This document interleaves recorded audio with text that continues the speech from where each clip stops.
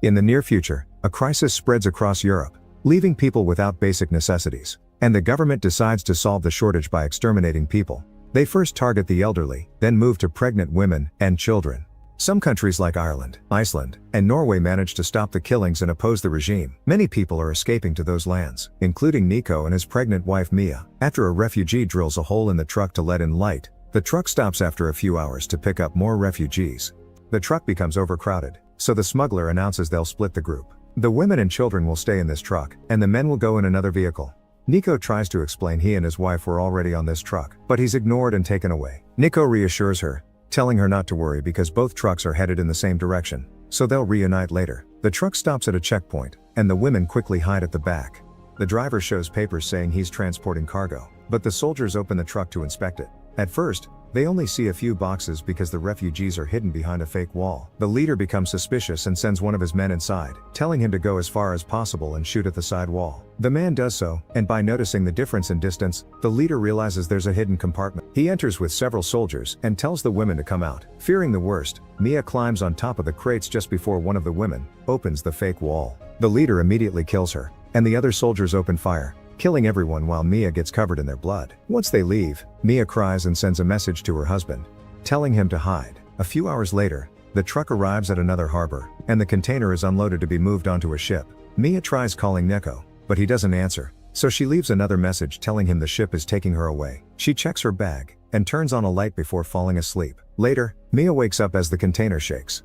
Through the holes left by the bullets, she sees sailors running around because a violent storm is hitting the ship. Mia yells for help as the shaking causes her to roll around, getting injured until a sudden jolt knocks her unconscious. After a while, Mia wakes up and notices water is flooding the container through the bullet holes. She looks outside and sees that the ship has sunk, and now all the containers, including hers, are floating in the middle of the sea. She begins to panic and tries calling Nico, but her phone is broken and doesn't work anymore. After checking that the baby is fine, Mia notices water is still flooding the container, so she starts opening the crates to find something useful. Unfortunately, all she finds are plastic containers, televisions, alcohol, and earbuds. She also discovers some hoodies and puts one on. While searching, she picks up the items that fell from her bag, including tape and a Swiss Army knife. She uses the tape to cover the holes in an attempt to slow the water.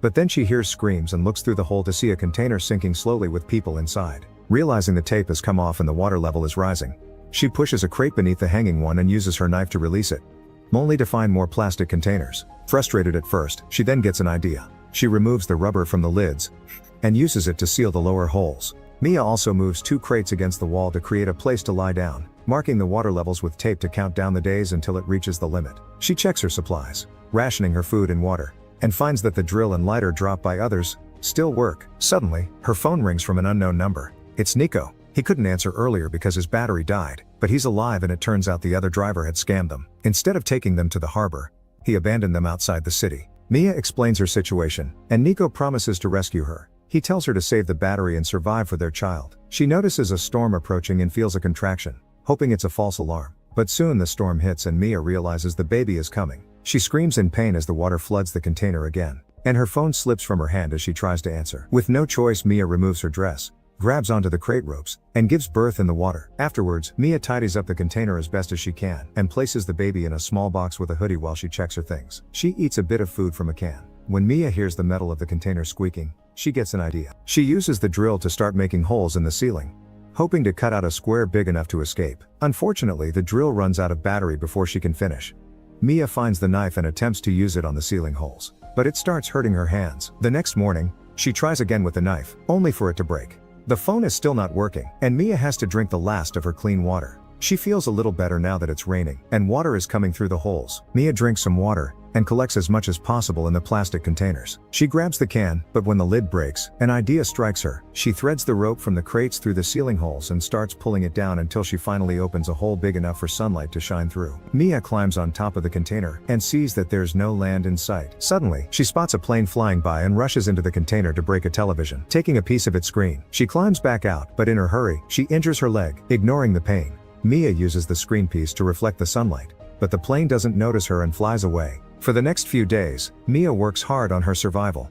Later, in the evening, she notices Noah is getting cold, so she uses alcohol and a lighter to start a fire. In the middle of the night, Mia hears something hitting the wall and comes out to find it's just a plastic container. At that moment, her phone rings, and she's overjoyed to hear Nico's voice. But he has bad news. Nico tried to steal a boat but was spotted by soldiers and shot. He's now hiding, slowly bleeding out, and doesn't have much time left. Nico says goodbye and asks Mia to promise she'll survive. Mia places the phone near Noah, so he can hear her voice and cute noises. After saying, "I love you" to Nico, her battery dies, and the wind blows out the fire as she cries. It's then revealed Mia still has the Snickers bar, which she's been saving for the end of her journey, as promised. On day 26, Mia is about to lose it. There are drawings and notes taped to the walls of the container, and the water level is about to reach the limit, so Mia and Noah are now living on top of it. Mia is using crate wood, plastic containers and rope to build a raft. Suddenly, a seagull lands on the container, taking some fish, giving Mia hope that they must be near land. Later, Mia starts a new fire, and prepares a sail for the raft. She hears a noise inside the container, and realizes it's about to sink. Mia dives in to gather her pictures, and sees the Snickers bar inside a container. She takes the risk and goes further inside to grab it. As the raft drifts with Noah, Mia's foot gets tangled in some rope. She cuts it with a piece of metal and swims out of the container just before it sinks. When she reaches the surface, she's terrified to see Noah missing. A whale passes by, and sprays water on Noah, which helps Mia follow the sound to reunite with her daughter. The next morning, while floating, Mia opens a container and throws out fish to attract birds. Soon seagulls appear and a nearby boat notices them. The sailors sail over and rescue the small raft, finding Noah alive. They see a rope leading from the raft into the sea and pull Mia's body out. After chest compressions, Mia revives and is handed her baby. The sailors use the radio to call for help.